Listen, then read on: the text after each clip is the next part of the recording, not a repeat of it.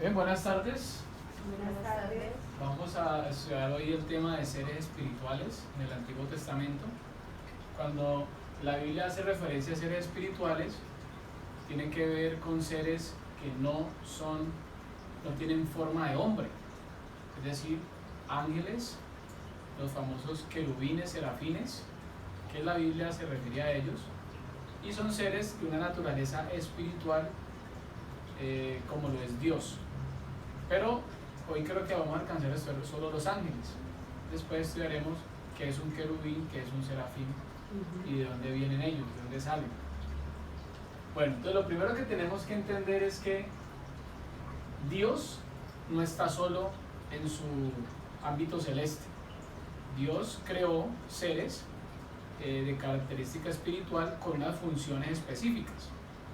Esos seres tienen una forma, tienen una naturaleza, tienen unos atributos diferentes a los que el hombre tiene. Por eso Dios hizo seres espirituales y seres corpóreos, como somos los humanos y los animales del campo.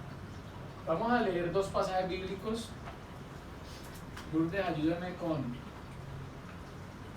Génesis 6 del 1 al 4 y Melanie, ayúdame con Salmo 8:6.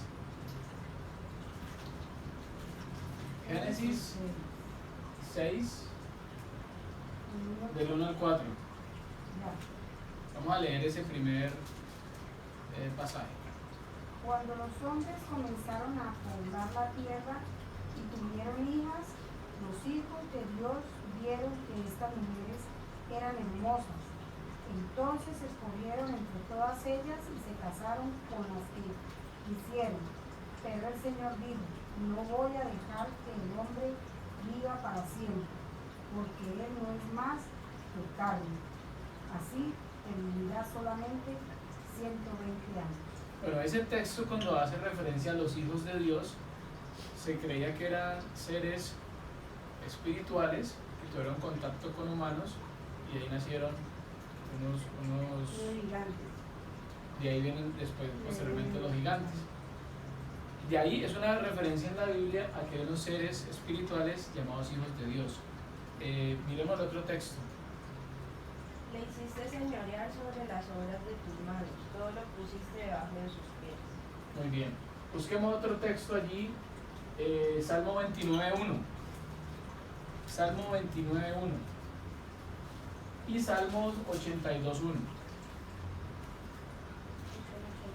El libro de los Salmos es un libro que tiene mucha referencia a la participación de estos seres espirituales. Salmo 82. Salmo 89, Salmo 82:1 y Salmo 29:1. ¿Qué dice Salmo 29:1? Tributad a Jehová, oh hijos de los poderosos, dad a Jehová la gloria y el poder. Muy bien. Y Salmo 82:1. Dios ha ocupado su lugar entre los jueces celestiales para dictar sentencia contra ellos. Muy bien. O sea que ahí está hablando que Dios, repitamos ahí esa parte del versículo. Dios ha ocupado su lugar entre los jueces celestiales para dictar sentencia contra ellos. Ok, entonces ahí habla de unos jueces celestiales, es decir, de unos seres espirituales que Dios va a juzgar.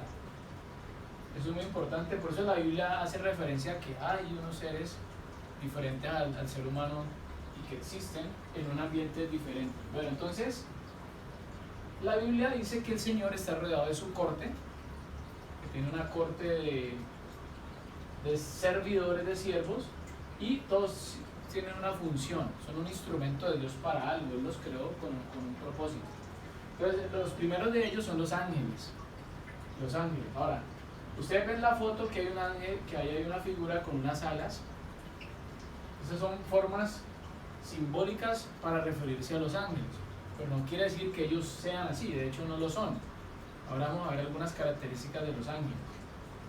Entonces, ¿cómo se conocen los ángeles en el Antiguo Testamento? Una palabra para los ángeles es melaká, que es una palabra en hebreo. Salmo 148:2, leamos ese texto. Salmo 148:2. Los Melacá.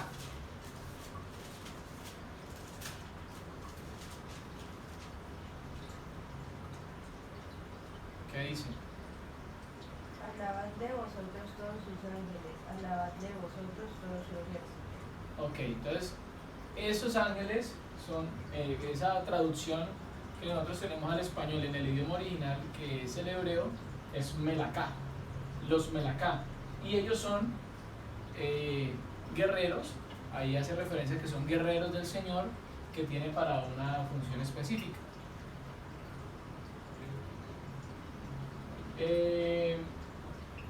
Bueno, vamos a mirar. También se les conoce como los Bene Haelohom. Bene Haelohom. ¿Qué significa eso? En el texto que leímos ahorita de Génesis 6 del 1 al 4, que hablaba de los hijos de Dios, se creía a través de una historia popular antes de Moisés que esos seres vinieron y tomaron posesión y tuvieron relaciones con seres humanos, y eso hace referencia también en unos relatos, unas historias, unos mitos paganos de otros pueblos. Cuando se habla de mitología pagana, son historias que hablan acerca de dioses y hombres de otros pueblos. Por ejemplo, la Biblia también tiene mitologías de relatos de seres espirituales con dioses. Cuando se habla de mitología, significa que son historias que probablemente no fueron reales, sino que el autor bíblico las pensó para transmitir un mensaje. ¿Listo? Leamos Job 1:6 y Job 2:1. Bene Haelohom.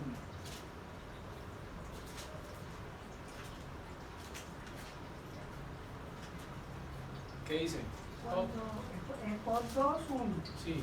Cuando llegó el día en que debían presentarse ante el Señor sus servidores celestiales, se presentó también el ángel acusador entre ellos.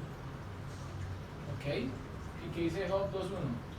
No, Este es 2:1. Allá.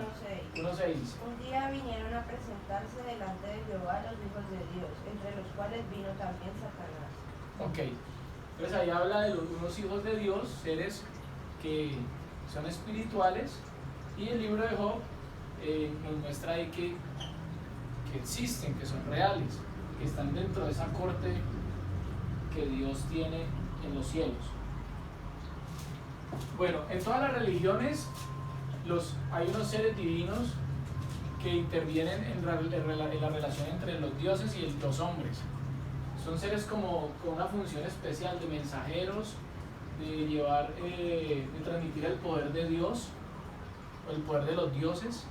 Entonces siempre se ha creído en todas las religiones, aparte de la judía, que hay unos seres que comunican o que relacionan al hombre con Dios, como unos mediadores espirituales.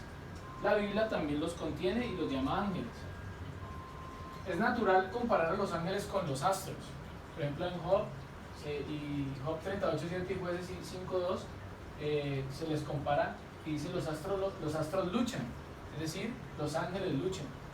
O sea que tienen también una función de guerreros o de ejército. También se les conoce como los Bene Elión. Bene Elión. Salmo 82:6. Salmo 82:6.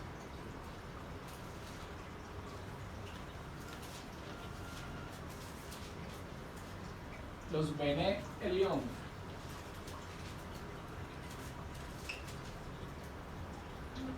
¿Quién lo tiene? Yo dije, vosotros sois dioses, y todos vosotros hijos del Altísimo. Ok, entonces son considerados en algunas teologías como dioses o parecidos a Dios. ¿Por qué? Porque fueron hechos por Dios.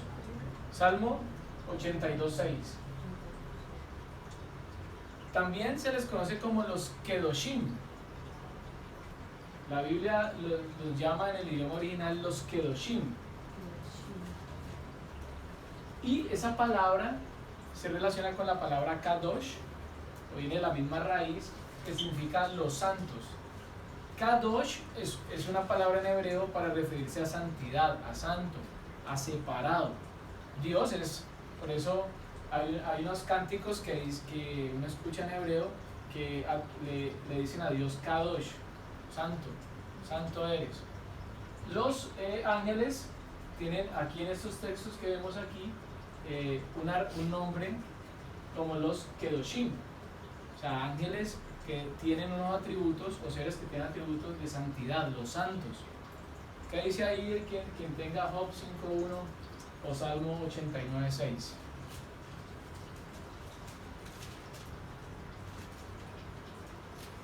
¿Por qué?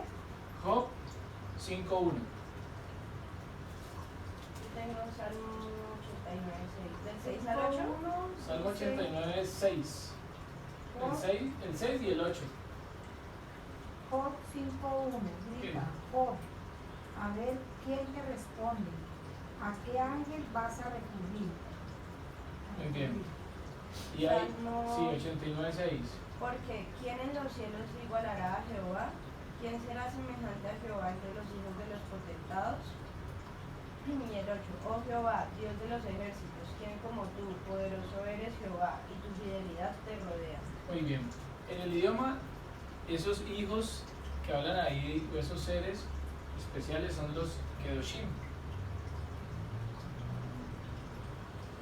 También se les conocen como los Avirim, es decir, los nobles. Es un atributo que tienen los ángeles. Y los Ramim, los elevados, seres elevados, seres que tienen una posición espiritual y diferente al ser humano. También se le conoce como los Giborim. En Salmo 103.20 son los poderosos. O sea, los ángeles tienen una referencia de poder. Y la palabra hebrea para referirse a poder o poderoso es Giborim. Bueno, y hay unos textos que se pueden mirar ahí, como el Salmo 103.20.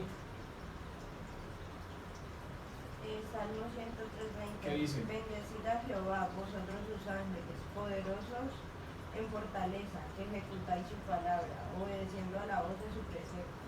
Ahí dice claramente, sus ángeles, los poderosos. Entonces, esa palabra, cuando se traduce, es Giborim. O sea, que son seres que tienen poderes que Dios les ha dado. Bueno, sin embargo, era una realidad para el pueblo de Israel el conocimiento de estos seres. Siempre tuvieron en su teología y en su mensaje al pueblo la importancia de no perder el objeto de adoración. Es decir, fueron muy celosos en preservar que el único culto que se debía dar era al Señor, a Yahvé, no a los ángeles. Y había ese riesgo de que por sus atributos que acabamos de ver, su santidad, su poder, su nobleza, algunas personas empezaran a darle culto a los ángeles y desenfocarse de la adoración principal al Señor. Por ejemplo, en 2 de Reyes 18.4, Ezequías destruye a Nehustán, una serpiente de bronce que habían construido o que se había definido para adorar a los ángeles. Entonces el profeta en el 2 de Reyes había ese celo por evitar la idolatría, no adorar a Dios, el único Señor verdadero. Por ejemplo, en Palestina, digamos que en todo el Antiguo Oriente, por influencia de los egipcios, las serpientes eran consideradas dioses. Por eso el faraón en su cetro, en su corona, tenía una serpiente que significaba la sabiduría.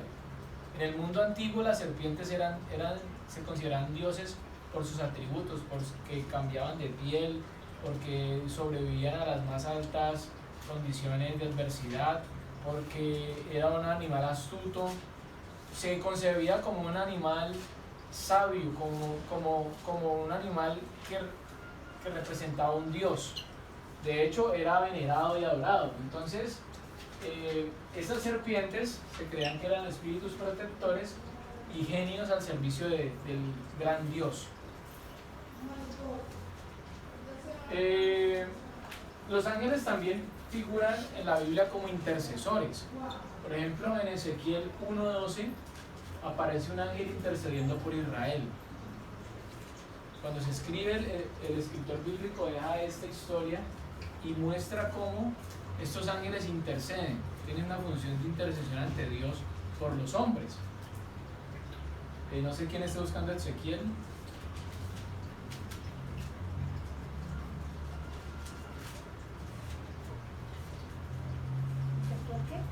Ezequiel 1:12.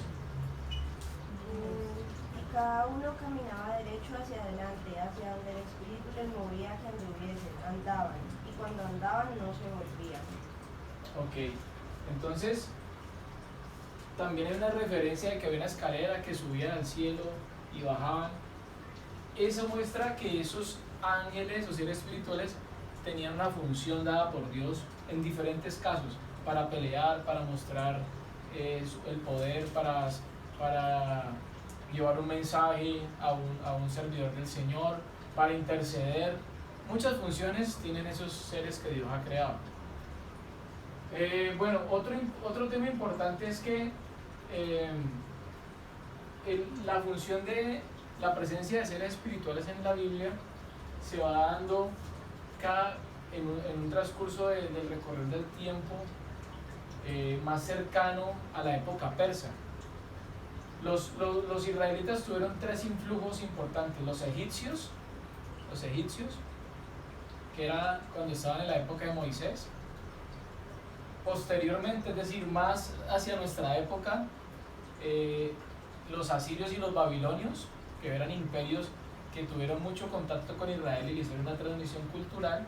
Y mucho más cerca acá hacia Jesús, hacia la época de Jesús, el influjo de los persas y posteriormente los romanos.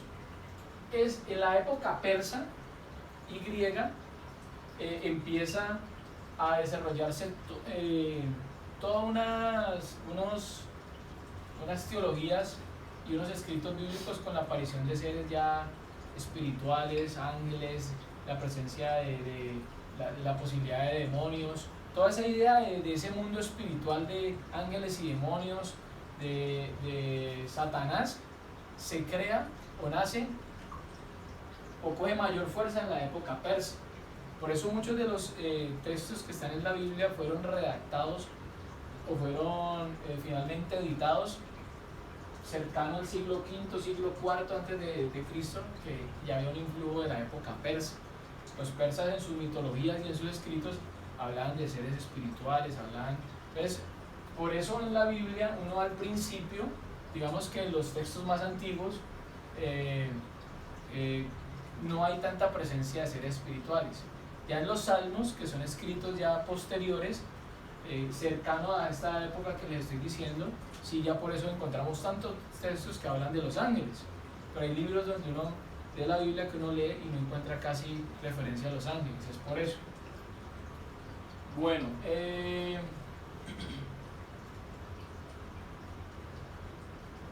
vamos a ver un poquito cómo son esos ángeles. Son una especie de naturaleza ígnea y luminosa. Ellos son como una luz, un destello de luz. Miremos por ejemplo Job 15:15. Ahí los compara en pureza y claridad con el cielo, o sea, son seres de luz, no son seres oscuros. Y su figura es como luz, como un destello de luz. Por ejemplo, no sé, cuando uno mira una estrella en el cielo, en la noche uno ve un destello de luz. Pues los ángeles en su forma espiritual son como una luminosidad, tienen una naturaleza de luz. ¿Están buscando cuál? Segunda de Reyes 2, 11. Ajá. ¿11 qué? 11:6. ¿Es Job 15:15, seguro? Job 15. Otra tercera parte estará en la puerta del sur y la otra tercera parte en la puerta posterior del cuartel de la guardia. Así cubrirán ustedes por turnos la guardia del palacio. Ahora bien, los dos secciones que salen de la guardia en el templo del Señor. O sea, como dándoles órdenes de cómo se iban a cuadrar. Sí, ¿qué dice Job 15? 15:1 o 15, 15, ¿qué dice? He aquí en sus santos no confía, y ni aun los cielos son limpios delante de sus ojos.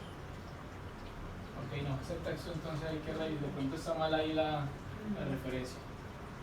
Pero bueno, tienen esa forma. A diferencia de los querubines, se cree o se les imagina, por ejemplo, normalmente se les imagina así: cuerpo de hombre o forma de ser humano y alas. Y blanco. Pero realmente no tienen alas. Ellos no tienen ni cuerpo de hombre ni alas. Eso es una idea que se creó. Y con una... Exacto, y con una aureola arriba. Los ángeles no son así. La Biblia no hace referencia a eso. Entonces, ellos, como veíamos, son de naturaleza luminosa.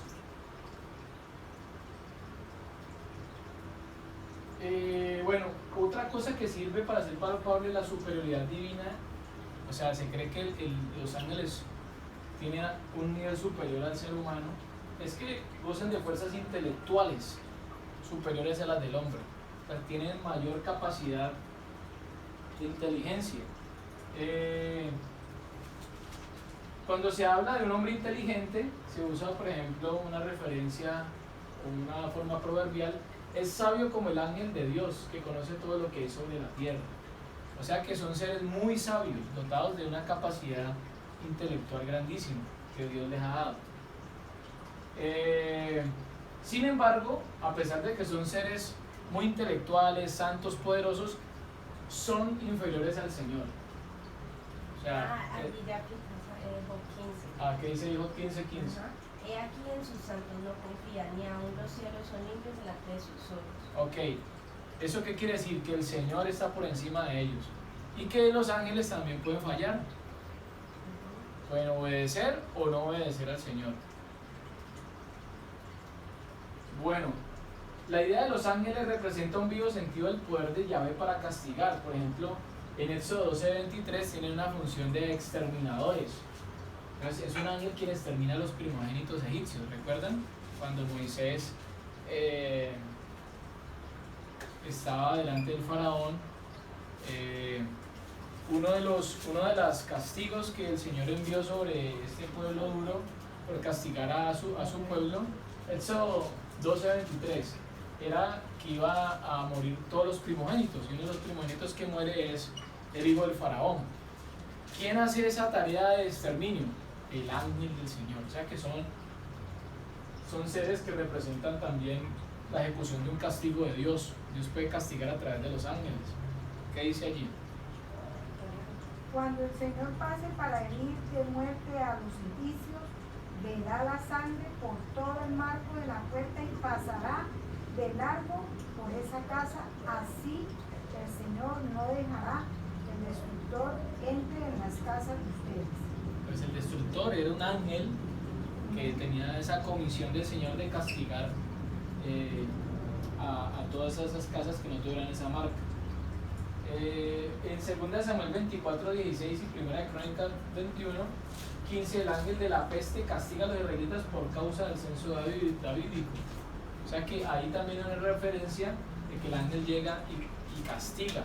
Mira que por eso es que la gente saca de la Biblia los ángeles y empiezan a trabajar con ellos, y la gente que no tiene sabiduría cree en las personas que trabajan con los ángeles.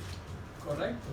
Y lo peor es que se desenfocan del Señor, que es el soberano, y colocan su adoración a los ángeles. ¿Cómo es que trabajan con los ángeles? Hay Hay gente que en sus cultos y en sus rituales buscan contacto con los ángeles porque son reales, pero en su práctica religiosa pues pueden estar hablando no con un ángel sino con un demonio. Claro. Pero